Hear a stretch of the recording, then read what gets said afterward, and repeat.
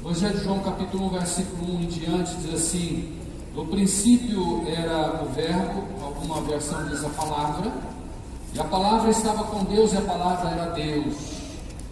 Ele, a palavra, estava no princípio com Deus. Todas as coisas foram feitas através dele, e sem ele nada do que existe teria sido feito. Nele estava a vida, e a vida era a luz dos homens, e a luz resplandece nas trevas, mas as trevas não a venceram. Glória a Deus. Houve um homem enviado de Deus, cujo nome era João. Ele veio como testemunha para que testificasse a respeito da luz, a fim de que todos virem a crer por intermédio dele. João não era luz, mas foi enviado para testemunhar da luz. A palavra é a luz verdadeira, que vinda ao mundo ilumina a toda a humanidade. Aquele que é a palavra estava no mundo, e o mundo foi feito através dele, mas o mundo não o reconheceu. Ele veio para o que era seu, mas os seus não receberam, mas todos quantos o receberam, deu-lhes o direito de se tornarem filhos de Deus, ou seja, aos que creem no seu nome, os quais não nasceram do sangue, nem da vontade da carne, nem da vontade do homem, mas de Deus.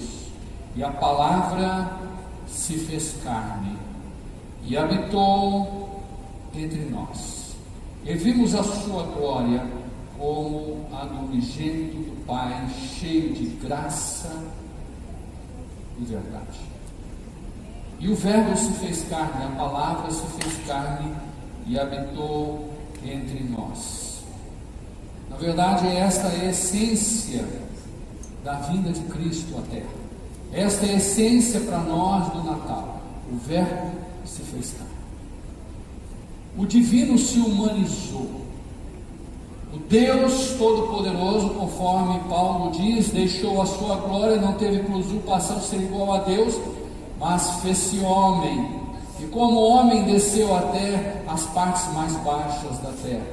Se humilhou, não como uma vítima, não como um mártir, mas como alguém que se doa e se entrega em troca de um resgate meu e seu, a quem ele realmente ama. A encarnação divina, ela foi chamada de Jesus Cristo. Na verdade, acontece Jesus quando ele nasce.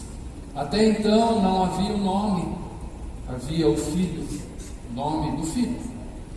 O Filho é a condição da segunda pessoa da Trindade, Deus Pai, Deus Filho e Deus Espírito Santo.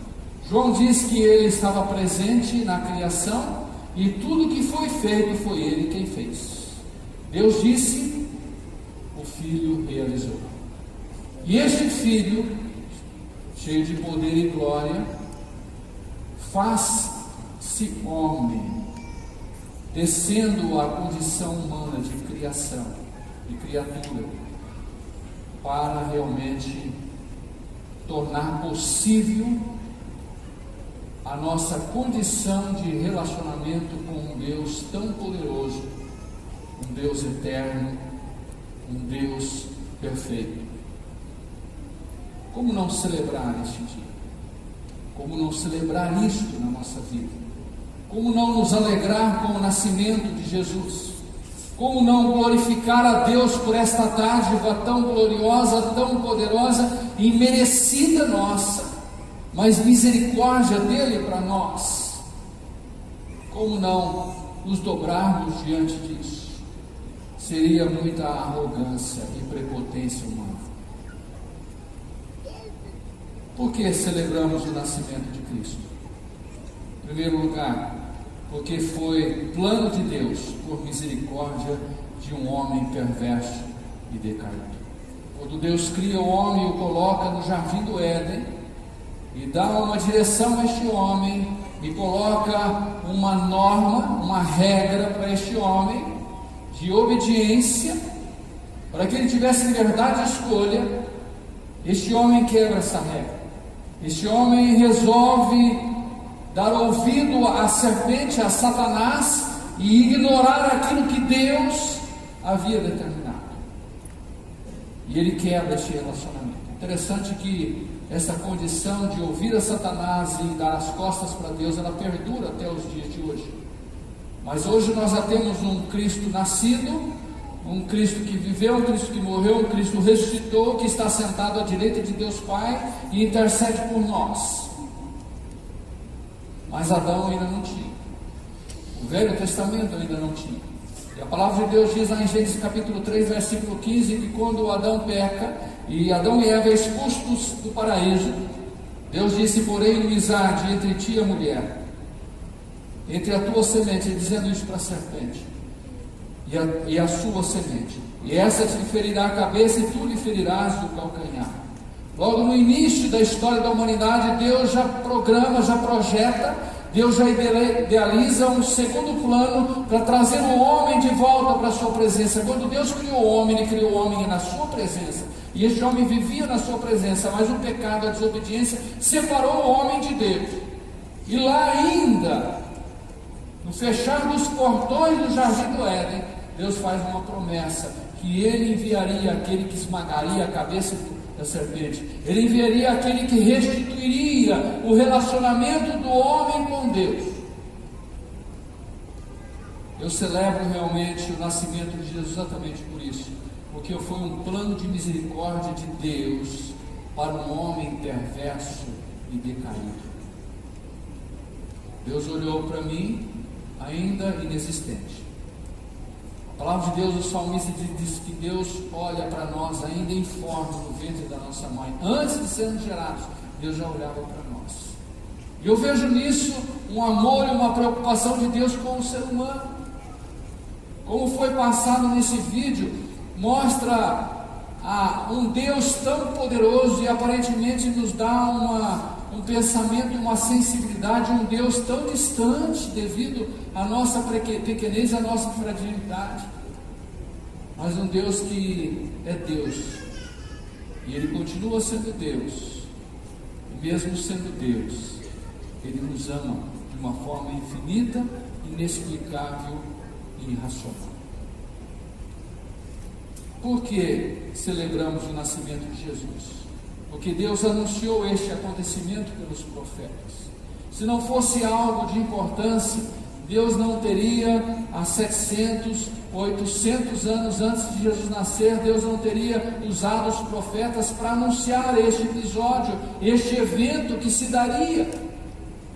Isaías capítulo 9, versículo 6, eu não vou citar. Isaías capítulo 7, versículo 14. Miqueias 5, 2. Deus usa esses profetas para anunciar a vinda do seu Filho, a encarnação do divino na terra. Era projeto e foi projeto de Deus, idealizado por Deus, realizado por Deus e anunciado por Deus. Ninguém faz propaganda daquilo que não tem valor. Ninguém propaga aquilo que é inútil. Deus se preocupou até nisso. Foi revelado a José, Mateus capítulo 1, versículo 21. Se Deus estava anunciando pelos profetas muito antes dele acontecer, é sinal que foi algo que duraria, algo que perduraria. E isto que Deus fez, através de Jesus Cristo, vai levar o homem para a eternidade, para uma eternidade à presença dele. E Jesus disse: não se turbe o vosso coração, lá em João 15, credes em Deus, credes também em mim. Na casa de meu Pai há muitas moradas, porque se não fosse assim eu teria dito: vou preparar um lugar, mas mesmo que eu vá e prepare, eu virei outra vez e vos levarei para mim mesmo, para que onde eu estiver, você também esteja comigo. É preocupação de Deus, é amor de Deus, é cuidado de Deus, é vontade de Deus, para que eu, você e nós estejamos eternamente com eles. Deus nos criou para isso, para vivermos um relacionamento, uma amizade com Ele, aqui na terra, e depois de uma forma plena, de uma forma total, perfeita, eternamente com Ele na glória. Não é motivo de celebrarmos isso? Não é motivo de nos alegrarmos com isso? Por que eu celebro o nascimento de Jesus? Porque também foi anunciado pelos anjos com um grande estilo e alarido. Quem que nasceu na terra, que desceu o anjo do céu para tocar trombeta para ele? Eu esqueci de perguntar, mas quando eu nasci, eu acho que não veio ninguém anunciar. O máximo pode ter saído uma enfermeira da sala de parto e ter dito que teu pai nasceu um filho teu, um menino. Naquela época não tinha ultrassom, não sabia o que era, né? Então ficava na expectativa até o nascimento. Nasceu o menino, não sei se ele riu ou se ele chorou, mas nasceu, né? Não veio o anjo do céu. Mas quando Jesus nasce, a palavra de Deus diz que move o céu. O céu entra numa festa tão grande que ele não pode conter, ele tem que se expandir. E ele desce aonde? Desce na terra. Ele desce na terra. Eis que vos trago novas e grande alegria, que será para todo o povo, inclui eu e você. Porque na cidade de Davi nasceu hoje o Salvador, que é Cristo Senhor. O Deus encarnado veio à terra para trazer esperança para o abatido, para o desnutrido, para o aniquilado, para aquele que andava desgarrado, longe. A palavra de Deus, o profeta diz: a terra seca, brotou um rebento, algo novo, algo sem esperança. No meio de algo onde não havia esperança, nasce uma plantinha, começa a germinar e brotar, e se torna em algo produtivo e abençoador. Lucas capítulo 2, versículo 10 e 11 mostra essa proclamação deste evento pelos anjos. A ênfase, a importância de um incentivo para um grande festejo. É tempo de alegria. É tempo de alegria. Se eu não lembrar e não festejar o nascimento de Jesus a cada dia na minha vida, porque ele nasceu um dia lá em Belém, mas ele nasceu um dia aqui dentro de mim, e eu não posso perder isso da minha memória de vista, para que eu não deixe se levar pelas ilusões desta vida, desta terra. Porque o que ele tem para mim e o que ele é para mim é muito mais e muito além do que qualquer pessoa ou coisa pode ser para a minha vida. Porque eu celebro o nascimento de Jesus. E aí eu chego no ponto culminante da palavra de Deus, em que o reino espiritual quer destituir isso. O reino espiritual quer destituir isso. Porque este nascimento declara a decadência do inferno e a minha vitória como ser humano. O nascimento de Jesus, a vida de Jesus, a morte de Jesus e a ressurreição de Jesus Cristo declara a derrota do inferno e declara a minha e a tua vitória como homem. Porque a palavra de Deus diz que a encarnação do Filho de Deus e a sua vitória como um ser humano mostrou aos homens e ao inferno que o ser humano em Cristo é vencedor sobre toda e qualquer intenção de qualquer demônio ou de todo o inferno. Você consegue entender isso? Se Jesus viesse como Deus, nós não teríamos chance. Eu não teria chance, você não teria chance. Eu diria, ele venceu o pecado, ele venceu a morte, ele venceu a tentação, ele venceu os sofrimentos, porque ele era Deus. Mas a Bíblia diz que Jesus veio como homem e viveu como homem, e venceu as tentações como homem, e os milagres que ele realizou como um homem, representando a divindade aqui na terra. E a Bíblia diz que a representação de Deus aqui na terra é a igreja, que precisa viver na mesma condição que Jesus Cristo, porque a igreja é a representação dos céus na terra. Jesus disse: enquanto eu estou no mundo, eu sou a luz do mundo. Lembra-se disso? Por que ele diz enquanto? Porque ele ia embora. E quando ele foi, antes de subir, ele disse, ele voltou para os discípulos e disse: vocês são a luz do mundo. Vocês são a luz do mundo. Eu preparei vocês para vocês dar continuidade ao meu ministério, e eu vou mais ainda. E ele disse assim: se vocês caminharem em mim, vocês farão coisas maiores do que eu fiz. Tudo que Jesus realizou foi pela graça e pela unção do Espírito de Deus que estava sobre ele, que caminhou com ele, mas ele era homem. Não tire isso nunca da tua mente, do teu coração. É por isso que Paulo, lá em Romanos capítulo 8, versículo 37, diz: mas em todas essas coisas somos mais do que vencedores em Cristo Jesus. E quando Paulo fala em Romanos 8, ele fala de lutas, tribulações, perseguições, morte, nudez, fome, lutas, tentações. Ele diz: em todas essas situações nós somos mais do que vencedores.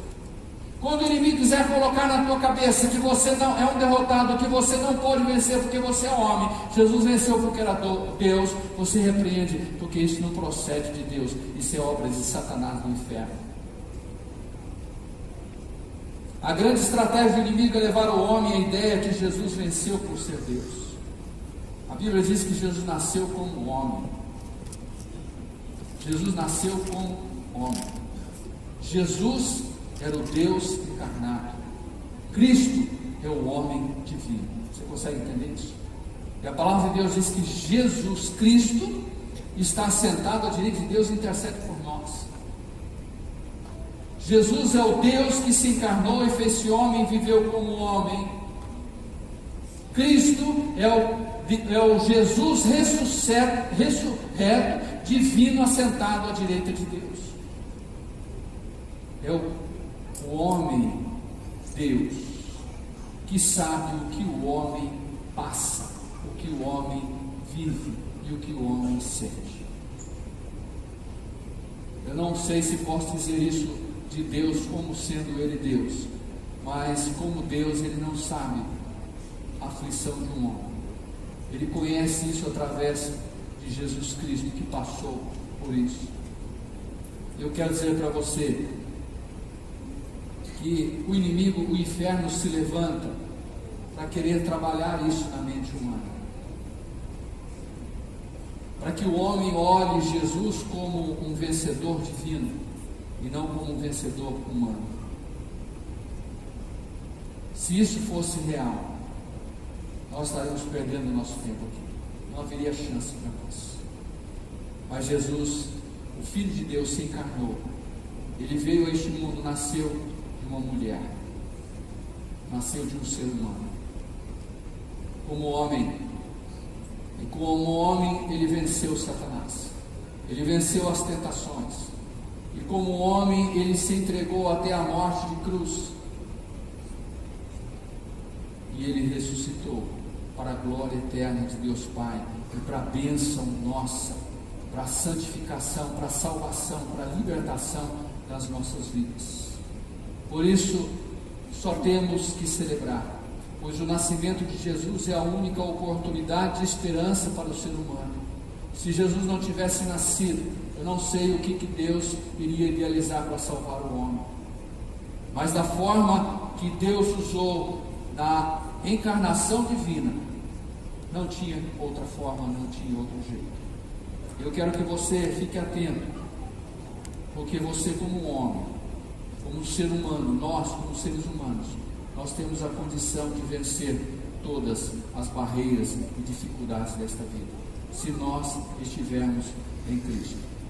E João, na sua epístola, primeira epístola, capítulo 4, verso 2 e 3, nos dá um alerta. Eu quero fechar esta palavra com este alerta, que diz assim: nisto conhecereis o Espírito de Deus. Todo o Espírito que confessa que Jesus Cristo veio em carne, isto é, carne quer dizer carne humana, é de Deus. Todo o Espírito que confessa que Jesus Cristo veio em carne é de Deus. E todo o Espírito que não confessa que Jesus Cristo veio em carne não é de Deus, mas este é o Espírito do Anticristo, do qual já ouviste que há de vir, e eis que já está no mundo. Esse Espírito do Anticristo vem tentando seduzir as pessoas, dizendo que Jesus veio como Deus para aniquilar, para que as pessoas percam a esperança de vida e salvação através de Jesus Cristo. Eu quero dizer para você que Maria, ela não é mãe de Deus, ela é mãe de Jesus. Maria, eu vou repetir, Maria não é mãe de Deus, Maria é mãe de Jesus, homem. Guarde isso no teu coração. Se tiver dúvida, procure na palavra. Esta é uma das grandes confusões que o inimigo tenta infiltrar no coração. E o diabo usa: você não pode vencer porque você é homem. E Jesus era Deus. Jesus veio como homem. E como homem ele venceu Satanás. E Deus quer fazer de você um vitorioso, uma vitoriosa. O Filho de Deus se encarnou em seu nascimento. Por isso nós alegramos com essa ação de vida divina em nosso favor. O nascimento de Jesus foi um favor imerecido de Deus para nós. Porque no nascimento de Jesus dá a concretização, dá o início da concretização de todo o projeto de Deus para a redenção do homem. Se eu negar o nascimento de Jesus, eu vou negar a sequência disso tudo.